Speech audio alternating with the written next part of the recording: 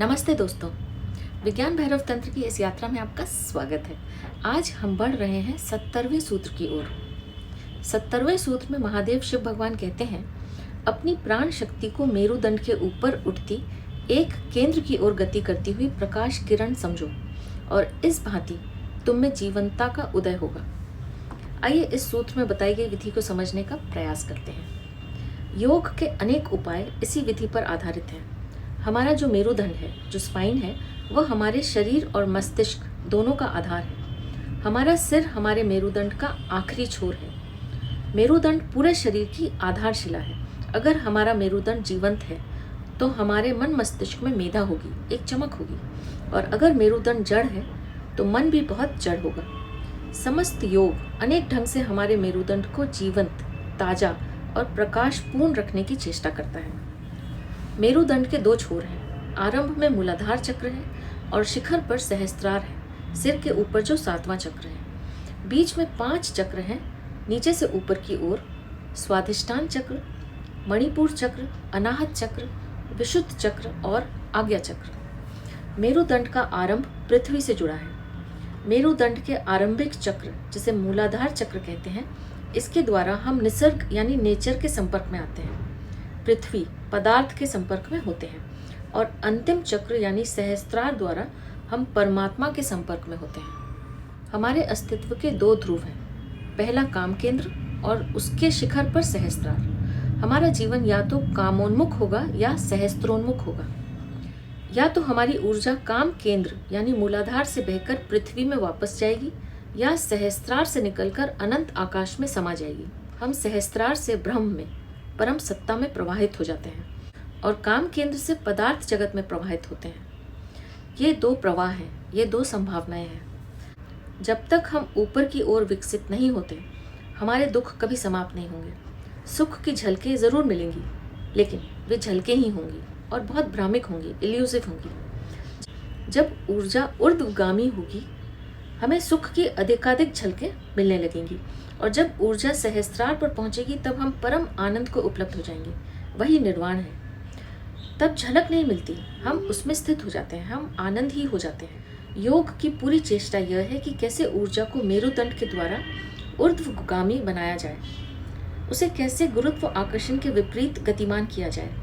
पृथ्वी सभी चीज़ों को अपनी ओर खींचती है, जीवन ऊर्जा को भी नीचे की तरफ खींचती है, और यह स्वाभाविक है, नेचुरल है। क्यों? क्योंकि जीवन ऊर्जा पृथ्वी से ही आती है। हम जो भोजन लेते हैं उससे हम अपने भीतर जीवन ऊर्जा निर्मित करते हैं। वह पृथ्वी से ही आती है और पृथ्वी उसे वापस खींचती है। प्रत्येक चीज़ अपने मूल स्रोत पर लौट जाती है, और अगर ऐसा ही चलता रहा तो जीवन ऊर्जा फिर बार बार पीछे लौटती है, और हम इस वर्तुल में घूमते रहते हैं और जन्मों जन्मों से ऐसे ही घूमते रहे हैं और घूमते रहेंगे। हम इस ढंग से अनंत काल तक चलते रह सकते हैं। तो हमें क्या करना है? हमें छलांग लगानी है और इस वर्तुल के पार निकल जाना है। तब पृथ्वी का गुरुत्व आकर्षण का ढांचा टूट जाता है। यह तोड़ा जा सकता है। यह एक पैटर्न है और इसे तोड़ा जा सकता है। यह विधि इसी ढांचे को तोड़ने की विधि है। यह विधि इस बात की फिक्र करती है कि कैसे ऊर्जा को ऊपर उठाया जाए, कैसे ऊर्जा ऊर्ध्व गति करे, मूलाधार केंद्र से शुरू होकर बाकी केंद्रों से गुजरती हुई सहस्त्रार तक पहुँचे। सहस्त्रार से ऊर्जा मुक्त होती है। हमारी ऊर्जा कल्पना के साथ यानी विजुअलाइजेशन के साथ गति करती है। हमारे मन की अनेक शक्तियाँ हैं, अनेक क्षमताएं हैं। उनमें से एक है संकल्प। संकल्प द्वारा हम अपनी ऊर्जा की दिशा बदल सकते हैं। सूत्र कहता है, अपनी प्राण शक्ति को प्रकाश किरण समझो। स्वयं को, अपने होने को एक प्रकाश किरण समझो, लाइट समझो। यथार्थ में भी ऐसा ही है। विज्ञान भी कहता है कि सब कुछ विद्युत है, सब कुछ प्रकाश कणों से बना हुआ है। हम भी उसी से बने हुए हैं। पहले भाव करना है कि हम प्रकाश किरण हैं, मूलाधार इस प्रकाश का स्रोत है, ऐसा भाव करना है, और कल्पना करनी है कि प्रकाश किरणें वहाँ से नाभि केंद्र की ओर उठ रही हैं। फिर नाभि केंद्र प्रकाश का स्रोत बन गया और प्रकाश किरणें वहाँ इकट्ठी होने लगीं। तब हृदय केंद्र की ओर गति करना है, ऊपर बढ़ना है। जैसे जैसे प्रकाश हृदय पर पहुँचता है, हृदय केंद्र की धड़कन बढ़ेगी और श्वास गहरी होने लगेंगी। उसके बाद उससे भी और आगे ऊपर बढ़ना है। जैसे जैसे गर्माहट अनुभव होगी वैसे वैसे ही हमारे भीतर एक जीवंतता का उन्मेष होगा, एक आंतरिक प्रकाश का उन्मय होगा।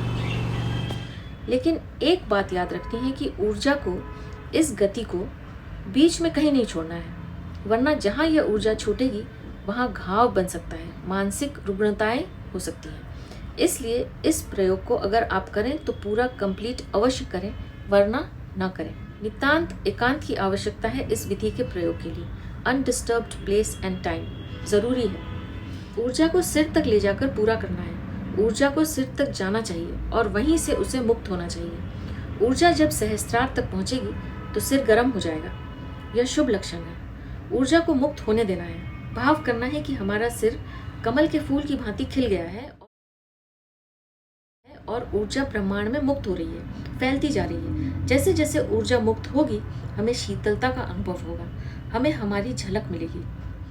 मैं एक बार और कहना चाहती हूँ कि विधि को पूरा प्रयोग करना है, उसे कभी भी आधा अधूरा नहीं छोड़ना है। पूरा ना कर सके तो इसे करना ही नहीं है। तो यह था 70वां सूत्र। आप भी इस सूत्र में बताई गई विधि का प्रयोग कीजिएगा और देखिए कि आपको कैसा अनुभव होता है। अब मैं आपसे आज्ञा लूँगी। आपका बहुत बहुत धन्यवाद।